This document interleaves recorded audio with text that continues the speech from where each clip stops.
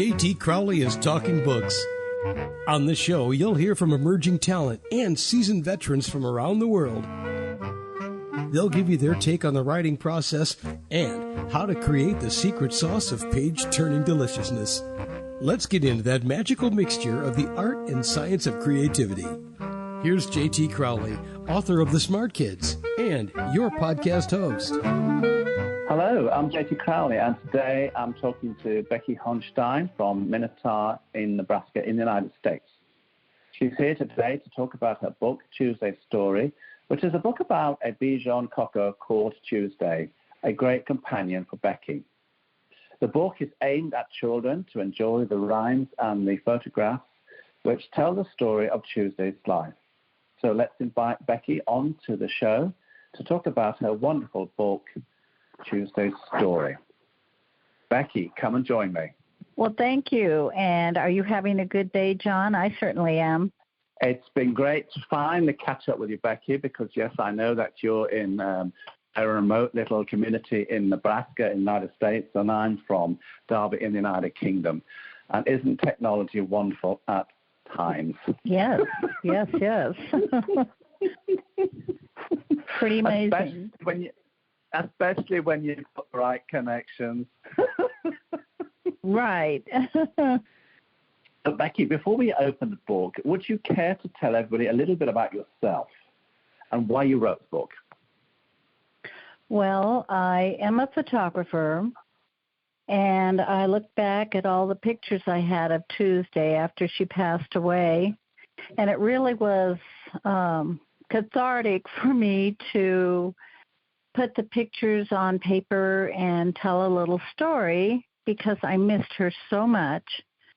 And then as it progressed, I really got to enjoy the story and realized children would enjoy it too, or dog lovers, or anybody that has a pet. So I finally put the words to, I made a rhyming story out of it and decided to have it published because I just knew it would be something people would enjoy. Anybody that loves a dog, loves a cat, loves a pet, it's worth reading. And it's fun to read to children, too, because of the pictures and the rhyme. It's something that kind of holds their attention. So I decided that was it. I was going to write it and publish it. And it's a beautiful book, everybody. It's beautifully, the photographs are absolutely amazing. It's all about the life of Tuesday. Now, Tuesday, yes, she was a Bichon cocker. She wasn't just a dog to Becky Hohnstein. She was a life companion. She was somebody who gave so much to Becky. And she was born on a Wednesday, everybody. And after a few weeks, she came to us on a Saturday. She was named on a Monday and left me on a Friday. Well, that's how it was. Oh, absolutely. And I have to say, did you enjoy compiling the book? And why did you choose to write it in the rhyming style, Becky? Because it gave it a better flow. I mean, I could just tell a story, but with the rhymes, it just flows as well as the pictures. Everything just kind of flows together as a story. And I just really did like that style. When I looked at, you've got a separate live column here. We just surround ourselves with lives even more temporary than our own life, within a fragile circle, easily and often breached. Unable to accept its awful gap, we still would live no other way. We cherish memory as the only certain morality, never standing the necessary plan. Why did you put that in the book? Why is that there?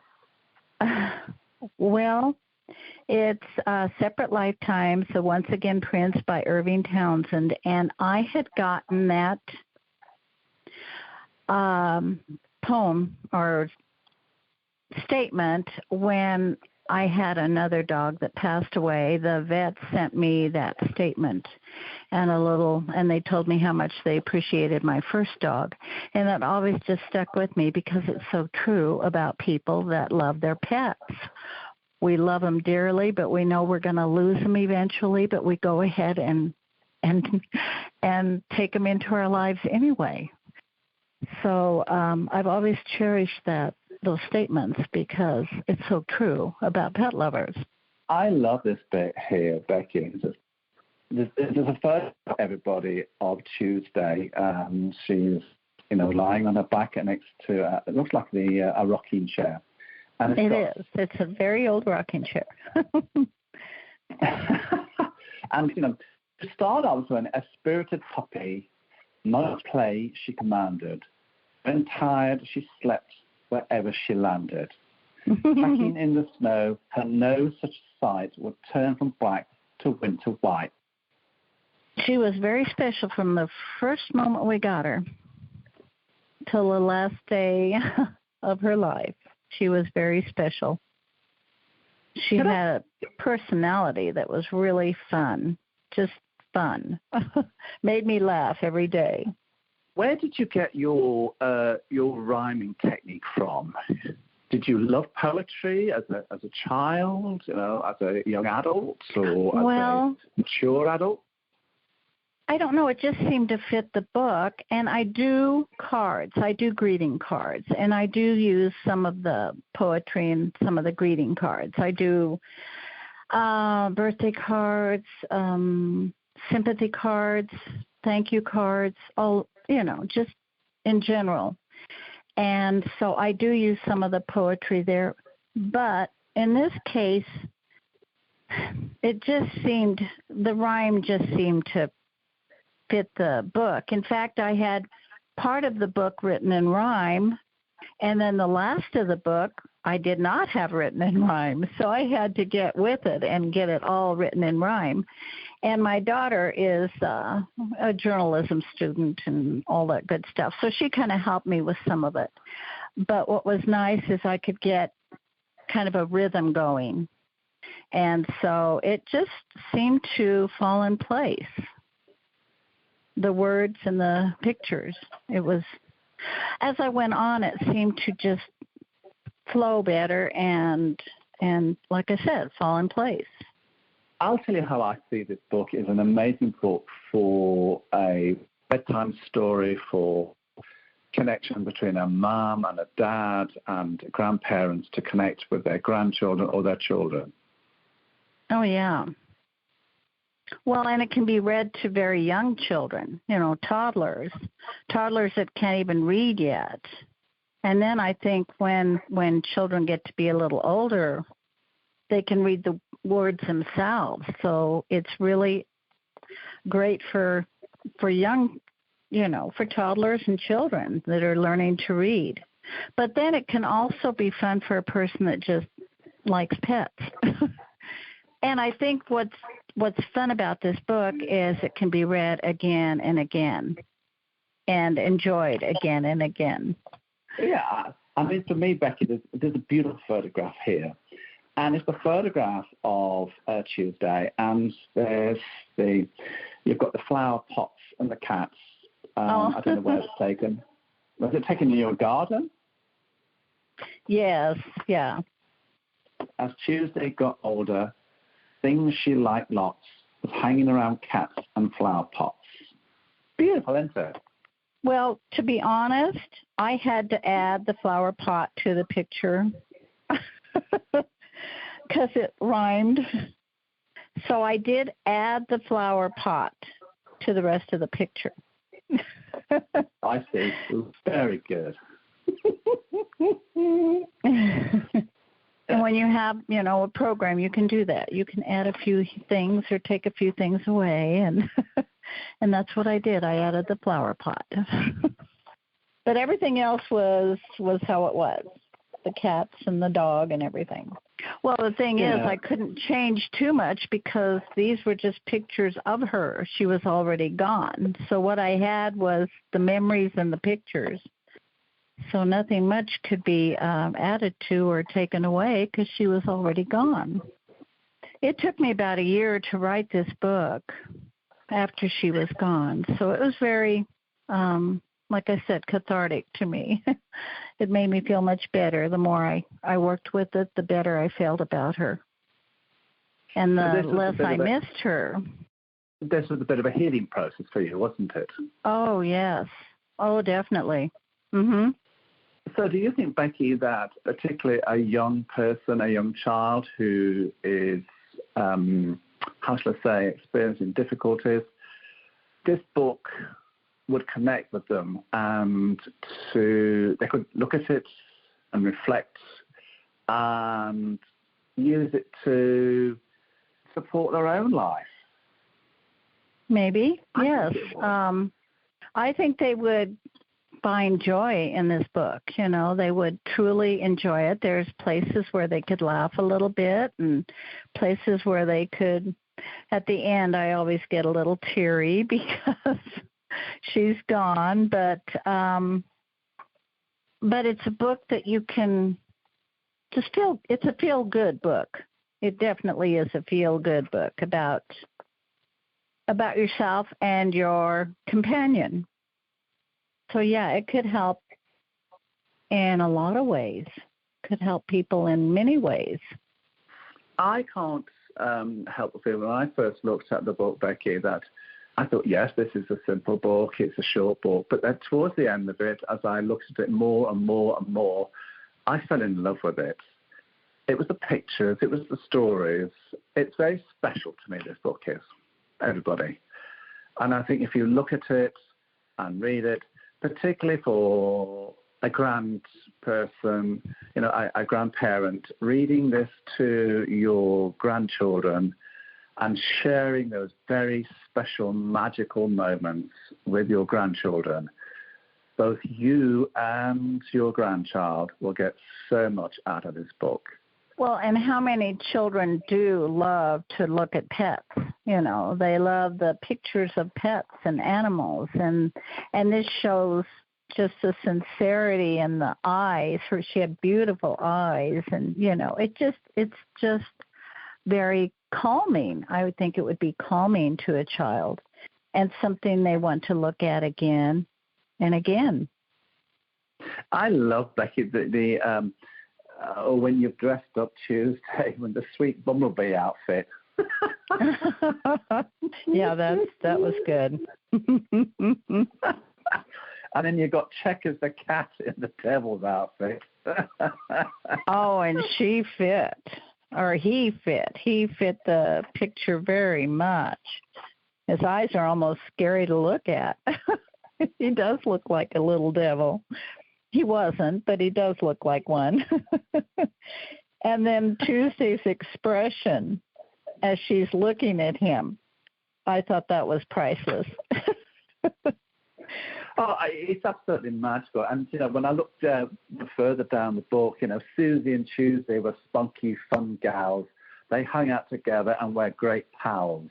And then you've got the two photographs of Tuesday, the dog, and Susie, the cat. They're not fighting. They're just being together and grateful to be in each other's company. Yes, yes. So obviously the book is written for, you know, youngsters and, anybody who wants to actually read it. Did you enjoy writing the book, you know, especially when you found it so lethargic, you know, not lethargic, but so it helped you get over the loss of Tuesday, yeah. Yeah. So do you think this book, you know, for anybody who's lost a very loved pet, would get a great deal out of this book as well? Oh, yes, absolutely, especially with the start of it, The Separate Lifetimes, the Once Again Prince by Irving Townsend. To read that, it's kind of gives you a feeling of why you've been where you have, why you did what you did, why you love this pet so much, and know that you're going to probably eventually get another one. So, yeah, I think this is reassuring as to why we love our pets, how much we love our pets, and how much they mean to us, and also that it's okay when they're gone. We'll always have their memory, and they can live with us forever in our memory. And that's kind of how it is. Yeah, I mean, I love the photograph of Tuesday. She's got the reindeer outfit on, the reindeer anklets. Yeah. And she did kind of have a sneer. She has. Like, why are you making me do this? She was a good sport. Let's put it that way. She's a very good sport. I mean, Becky, this is. I think this is your first book, isn't it? Yes. Do you have any plans to write any more books? About animals, and do the same like you've done here with Tuesday? No, what I will do is create more cards. I love creating my greeting cards. And I do have a great-grandson, and I do like to send him cards with little stories. And I've been doing that quite a bit. And I usually rhyme those too. I'll just take, a story about a horse or something, and I'll send it to him, and and hope that, they really do all enjoy it, because his family can enjoy it with him. How old is he? 4 years old, and he was born, the dog I have now, Bogey, was born on the same day as my grandson 2 years later. So Bogey and Emmett are best friends. In fact, I dedicated the book to Emmett. You have, yeah. Yeah. I wondered who Emmett was. Now I know why. Now I know. Yes. What would you most want grandparents, parents, young children to take away from you once they've read your book? What message would you like them to take away from your beautiful, beautiful, beautiful book here? Well, the love of a pet, the unconditional love of a pet, and how you can benefit from their love, and how you can grow too with the pet, and just enjoy it every day as long as you can. And the pet will give you love unconditionally until it's gone. And then just know that you've done the best you could for your pet, and the pet has also benefited you.